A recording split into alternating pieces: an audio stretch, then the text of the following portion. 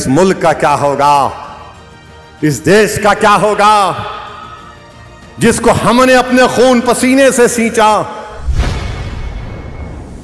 मगर आज देश की पार्लियामेंट में गाली दी जा रही है और बीजेपी सिर्फ उसको नोटिस देती है, लव लेटर देती है। मैं पूछना चाहता हूं देश के प्रधानमंत्री, अगर यही बात कोई आपके बारे में करता तो क्या होता आज इस देश में? बोलो वजीर आजम, अगर कोई ये अनाप शनाप गंदगी आपके बारे में कोई बोल देता तो क्या करते आप? आपकी पार्टी के लोग बंद मनाते, बोलने वाले के घर को जला देते। खामोशी इसलिए है क्योंकि गाली मुसलमान को दी जा रही है। सन्नाटा इसलिए है क्योंकि मुसलमान मर रहा है। याद रखो, यह देश के लिए ठीक नहीं है। एक दिन आएगा जब भारत की पार्लियामेंट में किसी मुसलमान का मॉब लिंचिंग हो जाएगा। भारत की पार्लियामेंट में एक बीजेपी का एमपी एक मुस्लिम एमपी को बकवास, गंदगी, गाली देता है। एक एक बात, मैंने क्या क्या बात बोलता है। लोग कह रहे हैं नहीं पार्लियामेंट में नहीं बोलना चाहिए था। अच्छा, पार्लियामेंट में नहीं बोलना चाहिए था? बोले कि नहीं, उसकी जबान खराब थी। अच्छा, जबान खराब थी? अरे ये तो अवाम का नुमाइंदा है ना, तुमने इसको वोट डाला। जब अवाम इतने लोगों को मार रही है, जुनैद नसीर को जला रही है, नूह में घरों को 300-350 घरों को बगैर कानून के ड्यू प्रोसेस को फॉलो किए घरों को तोड़ दिए, धर्म संसद में गालियां दी जाती हैं मुसलमानों को, रेप की धमकियां दी जाती हैं, तो ये तो तुम्हारा नुमाइंदा है। उसने गालियां दी, अच्छी जबान इस्तेमाल नहीं की। उस बीजेपी के एमपी ने, अरे वो तो गोडसे की बात कर रहा था, वो नाकाबिल कबूल है। हम तो रोज सुन रहे हैं ना इनको गाली। मैं जानता हूं, मेरी उम्र 8-9 साल या 10 साल की थी। हमारा घर हैदरगुड़े में था, पुराना घर।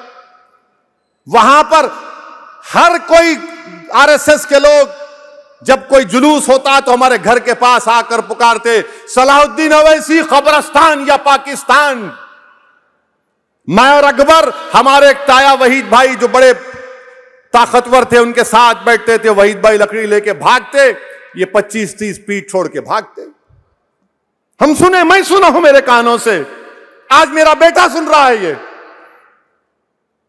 मैं ये समझा कि शायद मेरी जिंदगी में खत्म हो जाएगा, मगर मेरी औलाद सुनेगी, आप सुनेंगे, बच्चे सुन रहे हैं। याद रखो मेरी इस बात को, एक दिन आएगा जब भारत की पार्लियामेंट में किसी मुसलमान का मॉब लिंचिंग हो जाएगा। वो दिन दूर नहीं है, अब वो दिन दूर नहीं है। क्योंकि हिटलर की जब हुकूमत थी तो हिटलर की हुकूमत में लिखा जाता था, यहूदियों से बच के रहो, ये जर्मनी के लिए खतरा है। आज यहूदी लफ्ज को निकाल दो, मुसलमान लिख दो उस पर। हमारे देश के वजीर आजम, कहां गया आपका सबका साथ, सबका विकास, सबका विश्वास? अरे नरेंद्र मोदी जी, जो आपके एमपी ने मुसलमानों के बारे में जो बकवास बकी है, मेरी आपसे गुजारिश है कि उसका चैलेंज करके आप अरब ममालिक के अपने हुक्मरानों को भिजा दो, या हबीबी इस तरह का हम इससे सलूक करते देखो मुसलमानों से, बुझाओ।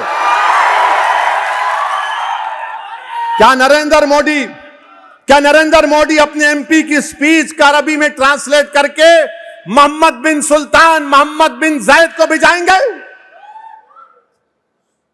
आप भिजाएंगे उनको? बताओ देश के वजीर आजम।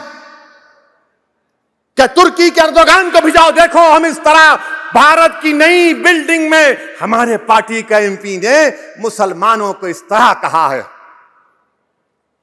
देश के वजीर आजम कुछ नहीं बोलेंगे। जुनैद नसीर मर गए, वजीर आजम मुंह नहीं खोलते।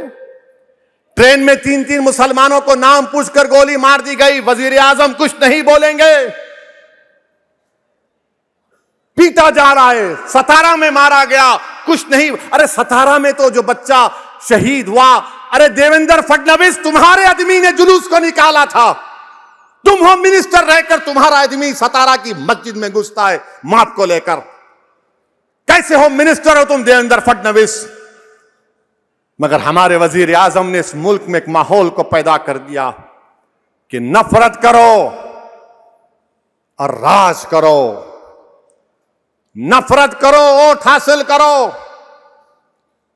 नफरत करो सत्ता हासिल करो, इस्लाम को गाली दो, जीत जाओ इलेक्शन, इस्लाम को गाली दो और प्राइम मिनिस्टर सीएम मिनिस्टर बन जाओ, मुसलमानों को पीटो और इख्तिदार पर आ जाओ।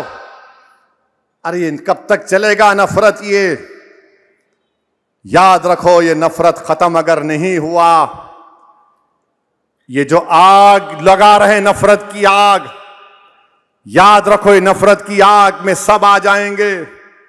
हम मरने से कभी नहीं डरे, ना कभी डरेंगे इंशाअल्लाह ताला।